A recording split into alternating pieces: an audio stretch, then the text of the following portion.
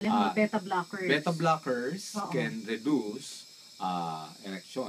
Halimbawa, propanolol, metoprolol. Talaga? Kasi ang erection is a parasympathetic nerve response. Okay, nawawala po yun. Ngayon, sa kagustuhan niyang bumalik yun, ang iinumin naman po niya, yung mga letter V o letter C na available naman sa merkado, na hindi naman niya alam na pwedeng mag-cause naman sa mga taong umiinom ng gamot na ito ng chest pain. So, balik na naman tayo sa talakay natin. Chest pain and medication can result in erection problems.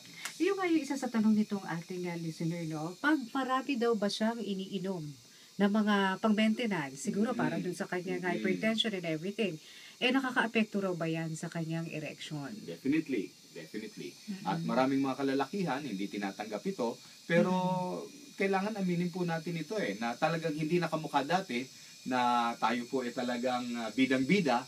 Ngayon parang medyo tinatamad na. Yan. Ngayon ang gusto nating ibalik yung sigla na yon. At may mga pamamaraan po. Although maganda yung nabanggit ni Miss Maru kanina na yung Polinol will help you reduce your cholesterol instead of relying only on your simvastatin medication. Yung Geriatrica, may napakaganda siya produkto na nasubukan ko Alivio. Parang Alavio. I love you! Galing, no? Ngayon ko lang na-realize yun. Ang Alivio, pwedeng tunog na I love you. I love you, heart. I love you, I love you, too. Nagpapalakas yan ng puso. At nagpapababa ng tibok ng napakabilis o palpitation. At yung pong nilalaman ng Alivio ay pwedeng magbalik ng sigla ng puso ninyo para hindi po kayo atakihin sa panahon ng inyong carnal knowledge. At nagpapasigla rin syempre sa iyo para para tuloy-tuloy din ang flow ng iyong blood, di ba? Oo, yun ang maganda ron Yung hindi ka matatakot na, naku, gigil ako, baka mamaya manikip ang dibdib ko, atakihin ako. Hindi. Pag inom mo ng isang Alivio, inumin mo twice per day, isipin mo, hindi ako atakihin ngayon. Kaya ko to. May power to, malalas ko to ng 2 minutes. Ano naman ang difference ng Polinol doon sa mga statins? Ano ba meron ng Polinol? Okay. Yan ang maganda napag-aralan ko ang Polinol. Sa dinami-dami po kasi ng mga anti-cholesterol synthetic medications, yung Polinol, kaya nagustuhan ko, nanggaling pa ito sa sugarcane wax. Isang halaman na available dito sa Pilipinas, yung tubo.